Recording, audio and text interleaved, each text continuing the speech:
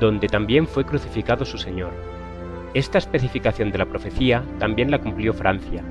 En la persecución con que Francia afligiese a los que profesaban el Evangelio, crucificó a Cristo en la persona de sus discípulos. Siglo tras siglo, la sangre de los santos había sido derramada. En los días de la Reforma, los discípulos de esta habían sido muertos en medio de horribles torturas. Los protestantes eran considerados como fuera de la ley, sus cabezas eran puestas a precio y se los cazaba como a bestias salvajes. Estas atrocidades no se cometieron en la Edad Media, sino en la época brillante de Luis XIV. Suscríbete a nuestro canal de YouTube. No olvides darle a la campanita para recibir una notificación para cuando subamos el próximo video.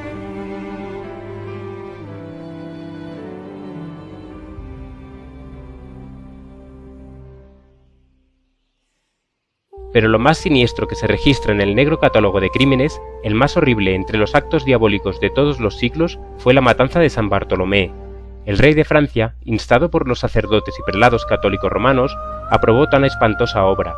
Miles de protestantes, que tranquilamente dormían en sus casas con la confianza en la palabra que les había dado el rey asegurándoles protección, fueron arrastrados a la calle sin previo aviso y asesinados a sangre fría. 7 días continuó la masacre en París, con una furia indescriptible en los 3 primeros, y no se limitó a la ciudad, sino que por decreto especial del rey se hizo extensiva a todas las provincias y pueblos donde hubiese protestantes. La matanza prosiguió en toda Francia por espacio de 2 meses, perecieron en ella 70.000 personas de la flor y nata de la nación. Cuando las noticias de la masacre llegaron a Roma, el regocijo del clero no tuvo límites. El cardenal de Lorena premió al mensajero con 1000 coronas. El cañón de San Angelo tronó en alegres salvas. Se oyeron las campanas de todos los campanarios. Innumerables fogatas convirtieron la noche en día. Y Gregorio XIII, acompañado de los cardenales y otros dignatarios eclesiásticos, se encaminó en la larga procesión a la iglesia de San Luis, donde el cardenal de Lorena cantó el Te Deum.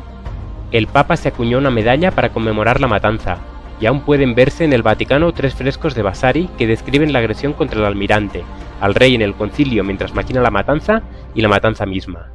El mismo espíritu maestro que impulsó la matanza de San Bartolomé fue el que dirigió las escenas de la popular revolución. Jesucristo fue declarado un impostor, y el grito popular de los incrédulos franceses era «aplasten al infame», refiriéndose a Cristo. En todo esto se tributaba un homenaje supremo a Satanás, mientras tanto Cristo era crucificado. La bestia que sube del abismo les hará la guerra, los vencerá y los matará. El poder ateo que gobernó en Francia durante la Revolución y el reinado del terror emprendió una guerra contra Dios y su santa palabra.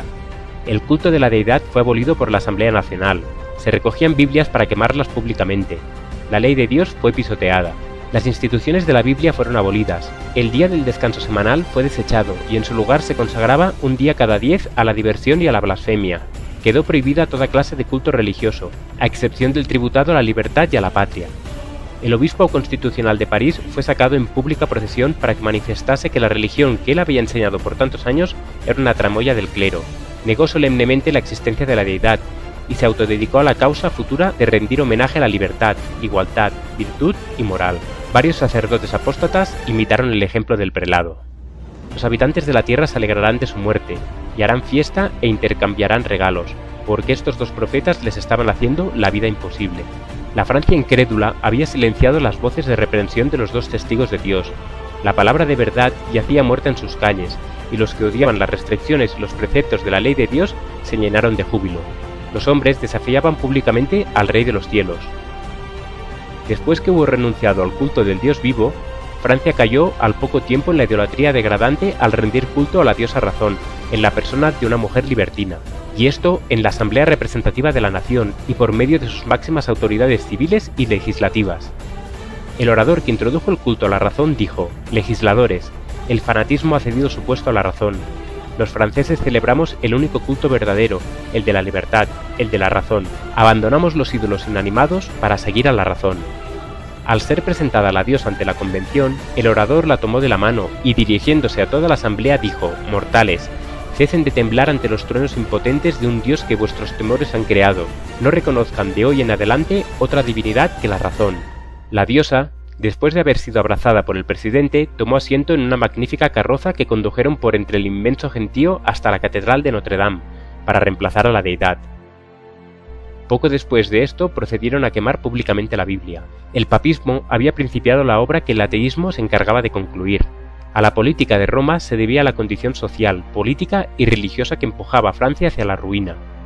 De esos excesos debe hacerse responsables el trono y a la Iglesia, pero en estricta justicia deberían atribuirse a la Iglesia sola. El papado había envenenado la mente de los reyes contra la Reforma como una enemiga de la corona, como un elemento de discordia que sería fatal para la paz y la armonía de la nación. Fue el genio de Roma el que por este medio inspiró las más espantosas crueldades y la acérrima presión que procedían del trono. El espíritu de libertad acompañaba la Biblia. Doquiera se lo recibiese, el Evangelio despertaba la mente de la gente. Estos empezaban por arrojar las cadenas que los habían tenido sujetos a la ignorancia, el vicio y la superstición. Empezaban a pensar y obrar como hombres. Al ver esto, los monarcas temieron por la suerte de su despotismo. Roma no fue lenta para inflamar los temores celosos de los reyes, decía el Papa al regente de Francia en 1525. Esta manía, refiriéndose al protestantismo, no solo confundirá y destruirá la religión, sino también todos los principados, la nobleza, las leyes, el orden y las jerarquías. Y dirigiéndose al rey le daba esta advertencia: Señor, no sea engañado. Los protestantes van a trastornar tanto el orden civil como el religioso. El trono peligra tanto como el altar. La introducción de una nueva religión necesariamente debe introducir un nuevo gobierno. Así roban al rey el afecto leal de sus súbditos y destruyen la Iglesia y el Estado al mismo tiempo. De este modo logró Roma predisponer a Francia contra la Reforma, y la espada de la persecución se desenvainó por primera vez en Francia para sostener el trono. Poco previeron los reyes de la tierra los resultados de esa política fatal. Las enseñanzas de la Biblia habrían implantado en las mentes y los corazones de la gente esos principios de justicia, temperancia, verdad, equidad y benevolencia que son la piedra angular de la prosperidad de una nación. El que obedece a la ley divina es el que más fielmente respetará y obedecerá las leyes de su país. El que teme a Dios honrará al rey en el ejercicio de su autoridad justa y legítima. Pero por desgracia, Francia prohibió la Biblia y desterró a sus discípulos.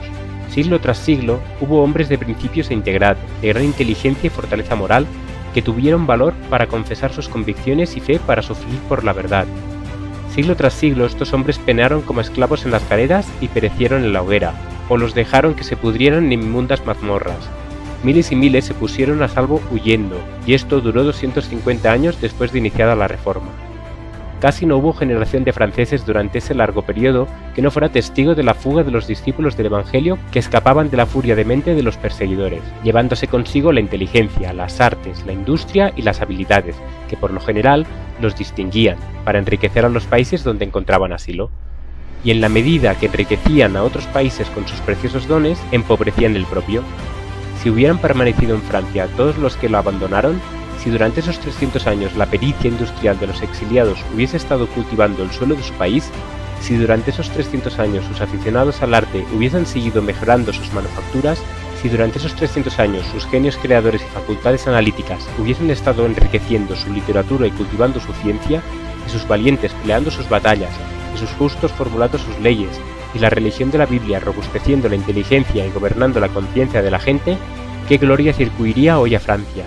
Qué país grande, próspero y dichoso hubiese sido, toda una nación modelo, pero una intolerancia ciega e inexorable echó de suelo a todos los que enseñaban la virtud.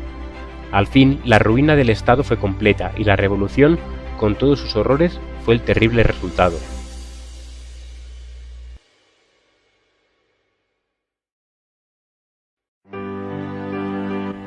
Este ministerio se mantiene gracias a tus aportes.